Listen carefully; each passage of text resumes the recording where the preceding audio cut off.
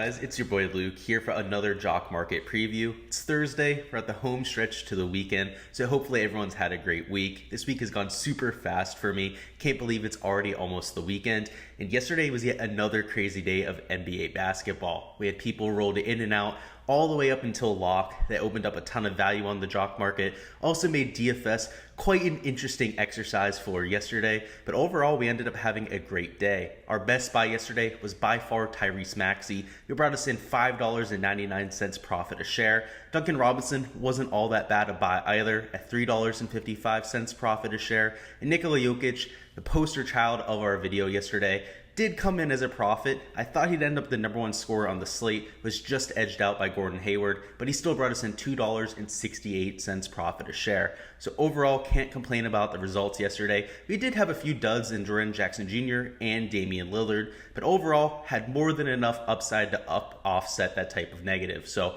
today, we're looking at our top 6 targets for the cash market, and with just a 4-game slate, going to be an interesting dynamic. You know, as yesterday when we had 11 games, there were a ton of people to choose from. We were really trying to pick and choose, cherry pick the best matchups, the people with the most minutes, that kind of thing. Tonight, it's going to be a lot more about game theory, trying to target the higher end options with the highest volatility and of course the higher end upside. We're not really looking for median projections on this type of slate. We're looking for people that can go out and smash at their price. So with that being said, let's hop right into the targets here for December 16th. Just to go ahead and reiterate what I mentioned there at the end, anytime you have a smaller slate, the more volatile it's going to be. You're going to get ceiling performances from some of the unknown players on these small slates, whereas on a large slate, it's a little bit more predictable, which might seem a little bit counterintuitive, but with more options on the board, we can more accurately predict who the top scorers are going to be. There's going to be 6 or 7 obvious plays out there, and it really helps dictate ownership. But on these smaller slates, particularly on a 4 or even 3 game slate, you're dealing with random guys that are usually getting 15 to 20 minutes. They're going to go ahead and pop for 26 to 30 fantasy points. On an 11-game slate, that might not matter. But on a 4-game slate, they could very well end up cracking that optimal type of lineup. With that being said, last night's live chat was a huge success. We're going to be doing that again in the Patreon Discord server. If you guys aren't a part of the Patreon, I highly recommend you guys stop by. We talked a lot of Jock Market stuff, a lot of DFS yesterday. With all the news that came flooding in, there was essentially a constant stream of information there. So if you guys are looking for updated content all the way up until lock, whether it's for DFS or Jock Market, make sure to join the Patreon page. It is actually not a NBA tier right now, so it's part of the supplemental content. If you guys want access to that, join any tier on Patreon. You will get an invite to the Discord server, and you'll have access to the NBA stuff for free. Of course, if you play other sports for DFS, whether it's golf or NFL, you guys will get that content as well. So it's a win-win right there for anybody that plays more than one sport. And even if you just play NBA, each tier is only $1 a month. So it's a really good value. You're going to be getting this type of information every single day. With that being said, let's hop right into the targets here for tonight. And at number 6, we have Chris Duarte, who was somebody I wanted to target yesterday. And thank goodness for the Jock Market gods, because they took him off of the market before I could upload my video. So I had to end up taking him out. He did not have the best day yesterday, put up 15 fantasy points. So on the market, wouldn't have really given you anything. In DFS, he was right about average, didn't really kill you or make your lineup in either fashion. But tonight, I really like the matchup. This Pistons team has been extremely susceptible on the defensive side. They've also been one of the worst teams in the NBA to this point. And even though the Pacers are favored by 10 points, that's not necessarily a problem on the Jock Market. There's this huge negative sentiment anytime we have one of these large spreads that, oh, it's going to be a blowout. Oh, they're going to end up getting 25 minutes and pulled, yada, yada, yada. Well, the beauty on the Jock Market is you're not tied to these players for the entire game. If you see it end up being 15 or a 20-point margin there in the third quarter, go ahead and unload these Pacers players. The beauty is, the reason why they're in a blowout is because they're playing well. So you're likely looking at really high projections on some of these guys. And as long as you time it right with trying to sell these guys, I'd say right around the mid-third quarter would be when you want to be checking on this. You'll be in a great situation. So it's not like in DFS where you're married to these players for all 4 quarters. That is the beauty about the Jock Market. As long as you're thinking intelligently, you're planning ahead, you can really take advantage of these type of situations. In either situation though, Duarte's not going to get pulled for garbage time. He's somebody who's a rookie. They want to give him as much opportunity on the court as possible to help him hit his potential, help him find his shot, that kind of thing. And he's been a closer for this team as well. Even when he was coming off the bench towards the 10 through 15 games of the season, about 2 to 3 weeks ago, he was still closing games. They really trust his shot. They really see him as a key cog of this offense going forward. So as a result, really like him tonight. He comes in as the 44th ranked player in the IPO rankings. I have him closer to 22 in my projections. So if we can get him for less than $3.45, that would be a great price tag and somebody who I think would give you great expected value on tonight's slate. Next up, we have Patty Mills, and this whole Nets situation is, of course, a little bit of a clusterfuck. You have guys missing all over the place, whether it's James Harden, James Johnson. You have 4 or 5 players that see 20-plus minutes missing from the Nets. So you have guys like David Duke Jr. playing, Cam Thomas, Patty Mills, of course, Kevin Durant, the number 1, 2, 3, 4, and 5 option for this team, essentially. Nick Claxton got a ton of minutes last game, and it's going to be the chalk, no doubt, tonight. The reason why I have Patty Mills on this list is he's always a little bit overlooked. People don't love going and playing Patty Mills.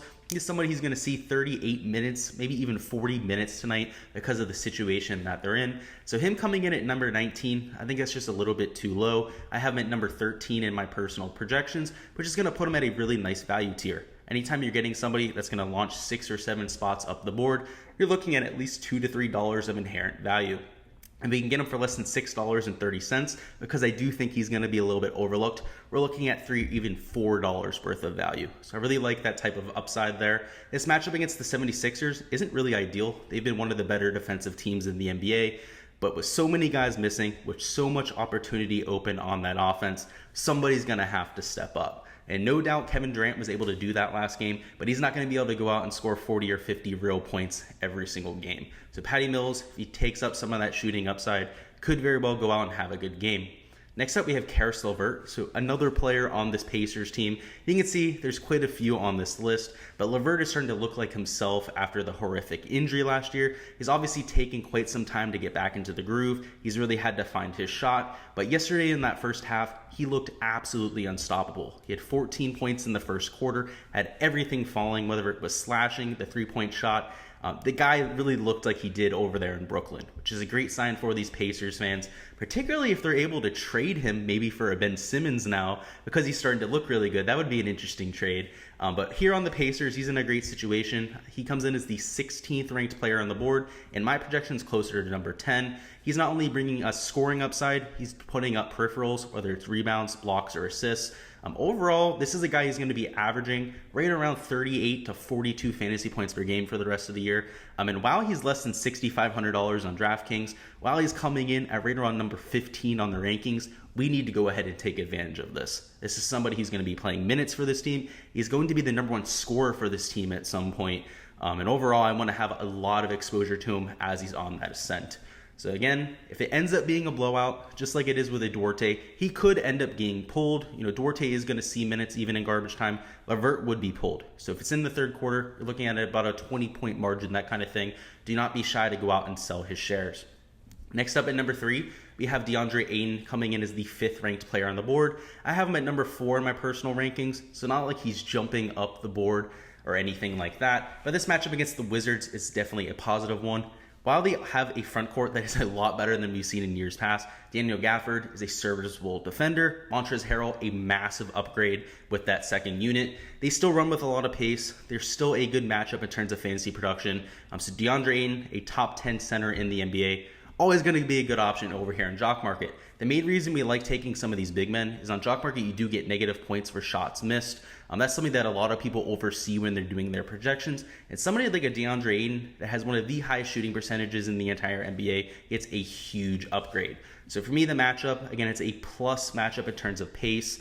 He's going to be getting plenty of rebounds in this instance. And I also expect him to be a little bit underpriced.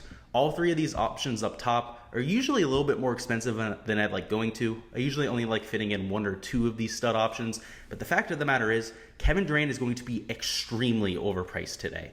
Last time he was near the $18, and as a result, these guys from 2 to 4 went way overlooked. DeAndre Ayton might go for near $11. Sabonis might go for like $12, and Embiid, if he goes for less than $15, will be an absolute steal. So we'll get into those last two options there, but all three of these guys could very well end up the number one scorer on the slate and are going to come in for $4, even $5 less than somebody like a Kevin Durant. At number 2, we have Demontis Sabonis. He's the number 4 player on the board. Again, not jumping up the board. I have him at number 3, so still behind Kevin Durant and our number 1 option here. But if I can get him for a reasonable price, I really like it. He's somebody who's seen plenty of production over this last week or so. He's seen an uptick in his minutes, averaging 37 minutes per game. But he's also seen a huge uptick in his scoring. He's gone from right around 16 points per game over the first month or so to over 30 actual points over the last week. So he started to really assert himself. He's always been an extremely good rebounder, puts up a ton of blocks and steals, that kind of thing. It really comes down to whether he has that usage rate with his scoring. And over the last week, we have seen that uptick in usage, and that's come even with Levert increasing his usage. Brogdon has seen a slight decrease, so perhaps that's why we're seeing these guys play a lot better. But this matchup against the Pistons, we've already outlined. It's one of the best on the slate. The only real worry here is blowout risk. And again, just like a Carousel Vert, if we get to that mid-third quarter, it's a huge spread, that kind of thing, go ahead and sell your shares. If they end up getting a huge lead, Sabonis is going to be a huge reason why, so you should be able to still cash out with a good amount of profit. And number 1, we have Joel Embiid coming in as the second-ranked player on the board. I do actually have him edging Kevin Durant. The only player on the board projected higher than him. I have him at nearly a 60-point projection. This Nets team just can't guard him. They have nobody in terms of size. You're going to have Aldridge out. Claxton's going to be the biggest player that they have, and he has absolutely no shot at guarding Embiid. So you're looking at least 30 real points from Embiid, probably at least 15 rebounds. He's going to put up some of those peripherals, the assists, the blocks, the steals that we get every single game. He could very well end up edging out Durant. And the fact of the matter is, like we've already talked about, he's going to come in $3 or even $4 cheaper a share. So for me, comes in with the same type of upside, going to be a lot cheaper, is the clear option I'm looking at taking up top. So I have him at a target price of $15.85, as you guys can see on the screen. I expect him to come in for less than $15. I'd be willing to slightly overpay if I need to, just because I actually have him as the number 1 guy on the board, but he ends up being a great target for tonight's cash market. That is all I've got for tonight's preview. Go ahead and let me know down in the comments who you guys are targeting as your blue chip option for tonight. Maybe it's a Kevin Durant. I understand it. I just think he's going to be a little bit expensive. But either way, go ahead and let me know down in the comments. I always love to hear from you guys. We're going to have even more content coming throughout the week, a daily preview for each cash market as per usual, and of course, our live chat from 6 to 7 p.m. Again, that is on our Patreon Discord server. We're going to be going over any injury news, our targets for Jock Market. We have a voice chat on there, so I'm kind of live commentating what I'm doing with my lineups. So if you guys are trying to follow along, ask any questions as I'm going through stuff, you're able to do that. I also screen share my process. That's something that we're going to start doing over the next day or so you guys can actually see what I'm doing live on my end.